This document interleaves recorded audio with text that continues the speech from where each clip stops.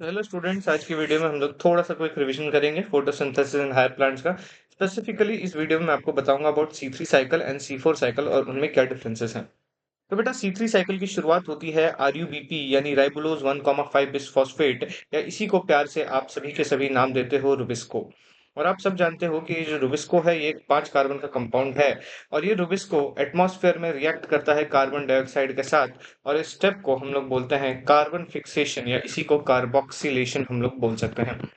अभी जो carboxylation step है, यहाँ से RUBP में 5 कार्बन और एक कार्बन यहाँ का, 5 कार्बन यहाँ का, मिलकर 6 कार्बन का एक कंपाउंड बनाना चाहिए था। लेकिन ऐसा होता नहीं है। अगर आप एनसीईआरटी में ध्यान से देखोगे तो एक की डिटेल जो आप मिस करते हो यहाँ पे, कि इस एरो को डिसकंटिन्यूस रखा गया है। ये एरो डिसकंटिन्यूस रिप्रेजेंट कर रहा है कि यहाँ पे एक कीटो एसिड बनता है, लेकिन ये अनस्टेबल होता है, जिसको आइसोलेट नहीं किया गया है, इसलिए इसे हम फर्स्ट स्टेबल प्रोडक्ट नहीं बोलते हैं। जो पहला प्रोडक्ट आपका स्टेबल फॉर्म में बनता है, that is your 3 PGA, 3 phosphoglyceric acid.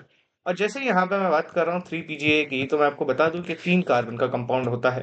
होना चाहिए था 6 कार्बन का, लेकिन बना 3 कार्बन का, यानी कि डेफिनेटली इसके 2 मोल्स बन रहे होंगे। पहले स्टेप को बोला कार्बोक्सिलेशन। अगर यहाँ तक आपको समझ में आ गया है, तो फिर 3 PGA का एक प्रोसेस होता है जिसमें 2 मॉलिक्यूल्स ऑफ NADPH2 कन्वर्ट होता है 2 मॉलिक्यूल्स ऑफ NADP प्लस में, और साथ में 2 ATP यूटिलाइजेशन हो जाता है। अगर आप इस पूरे स्टेप में देखो तो H2 से यहाँ पे H प्लस बना है, यानी कि NADPH2 का ऑक्सीडेशन हुआ है, और ये हाइड्रोजन जाके PGA में जुड़ा है, यानी कि एडिशन ऑफ हाइड्रोजन हुआ है। और इस स्टेप को मैं नाम दे दूंगा reduction, as per the redox reaction phenomena जो आपने पढ़ा है। इस हिसाब से अगर मैं थोड़ा सा आपको समझाऊं, तो फॉस्फोग्लिसरिक एसिड है। तो फॉस्फोग्लिसरिक एसिड में अगर मुझे 2 हाइड्रोजन ऐड करना हो, तो आपको पता है एक हाइड्रोजन मैं सीधा सीधा यहाँ पे ऐड करूंगा, और यहाँ ऐड करते ये बॉन्ड टूट जाएगा। और ये बॉन्ड टूटने के बाद दूसरा हाइड्रोजन जो है, दूसरा H प्लस, लेट से मैं, चलो थोड़ा सा अगर हम लोग केमिस्ट्री के पर्सपेक्टिव से देखना चाहें, तो लेट से कि यहाँ पे आपका कार्बोक्सिलिक एसिड था, और कार्बोक्सिलिक एसिड में से एक H प्लस ने यहाँ अटैक किया, ये OH2 बना, लिविंग ग्रुप हट गया, और दूसरा OH जो है, दूसरा H जो है, आप यहाँ पे सीधे सीधे जोड़ देना।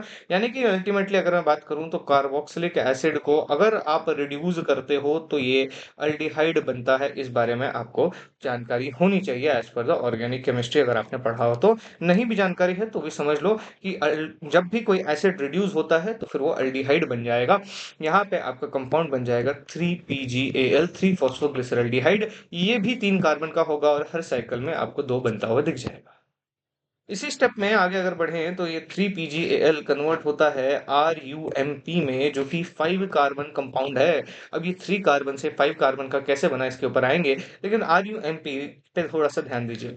राइबोलोज 1,5 मोनोफॉस्फेट, या राइबोलोज मोनोफॉस्फेट सिंपली अगर मैं बोलूं, तो यहाँ से अगर आप इस साइकिल को कंटिन्यू रखना चाहते हो, तो साइकिल को कंटिन्यू रखने के लिए RUBP या रूबिस को दोबारा रीजनरेट होना चाहिए। और इसी को रीजनरेट करने के लिए हमारा जो थर्ड स्टेप आता है, that is the regeneration step. और रीजनरेशन स्टेप में आप देखेंगे कि यहाँ पे RUMP में अगर मैं एक फॉस्फेट जोड़ दूं, ATP वाला एक फॉस्फेट अगर मैं जोड़ दूं, तो यहाँ पे आपको RUMP से RUBP बिस फॉस्फेट बनता हुआ दिख जाएगा। और इसी स्टेप को हम लोग बोलते हैं कि यहाँ पे रुबिस्को का रीजनरेशन हुआ है, इसको रीजनरेशन स्टेप बोल देंगे। अब आपका अभी तक एक सवाल जो आपके मन में आना चाहिए बच्चों, कि सर इस पूरे साइकिल में हमने ग्लूकोज तो कहीं बनाया ही नहीं, तो आइए बना लेते हैं ग्लूकोज। आपको पता है कि एक CO2 फिक्स होता है इन वन साइकिल। तो अगर मुझे ग्लूकोज बनाना है, फॉर वन ग्लूकोज मुझे ऐसे 6 साइकिल्स चलाने पड़ेंगे। और अगर मैं ऐसे 6 साइकिल्स चलाऊंगा, तो फिर आपको पता है कि 6 साइकिल्स में मेरे पास अगर एक साइकिल में 2 मोल्स ऑफ 3 PGAl बन रहे थे, 2 मोल्स ऑफ 3 PGAl बन रहे थे, तो इन 6 साइकिल्स मेरे पास 12 मोल्स ऑफ 3 PGAl बनेंगे। अभी जो 12 मोल्स ऑफ 3 PGAl हैं, इसमें अगर आप ध्यान दो, तो 12 में से 10 मोल्स PGAl आप अलग कर देना। और ये 10 मोल PGAl, कार्बन काउंट करो, ये 3 कार्बन, 3 × 10 दैट इज 30 कार्बन। ये 10 मोल्स ऑफ PGAl मिला के 6 मोल्स ऑफ RUBP या RUMP बना देंगे। 6 × 5 कार्बन आप करोगे, 30 कार्बन एग्जैक्टली बैलेंस हो गया। यानी 10 moles of PGAl 6 moles of RUMP बना देते हैं। बचे कितने, 2 मोल्स ऑफ 3 PGAl। और ये एक प्रोसेस को फॉलो करते हैं जिसको हम बोलते हैं बेटा ग्लाइकोलाइटिक रिवर्सल। और अगर आपको याद हो तो ग्लूकोज, ग्लूकोज से glucose six phosphate, glucose six phosphate से fructose six phosphate, fructose six phosphate से fructose one six bis phosphate, और fructose one six bis phosphate से फिर याद करो THAP बनता था और 3PGAL बनता था। और ये DHAP और 3PGAL रेस्पिरेशन में आपने पढ़ा है कि एक दूसरे के आइसोमर्स होते हैं।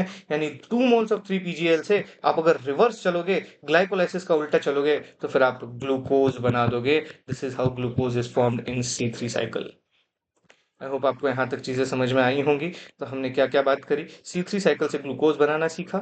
C3 साइकिल से ग्लूकोज बनाने के बाद अगर हम देखें, तो फिर एक साइकिल में, जो NCERT भी कहती है, एक साइकिल में आपके 2 मोल्स ऑफ NADPH2 लगे हैं और 3 ATP लगे हैं। बट वहीं अगर मैं 6 साइकिल्स की बात करूं, यानी फॉर 1 ग्लूकोज अगर मैं बात करूं, तो 1 ग्लूकोज में ये 12 मोल्स ऑफ NADPH2 बन जाएगा और 18 मोल्स ऑफ ATP बन जाएगा। And that is all about your C3 cycle. Thank you so much. मिलते हैं अगली वीडियो में।